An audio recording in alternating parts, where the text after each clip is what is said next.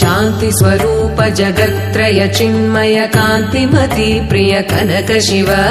षण्मुख जनक सुरेन्द्र मुनि प्रिय षड्गुण्यादि समेत शिव संसारार्णवनाशन शाश्वत साधु हृदि प्रियवास शिव हर पुरुषोत्तम अद्वैतामृत पूर्ण मुरारि सुसेव्य शिव लालित भक्त जनेश निजेश्वर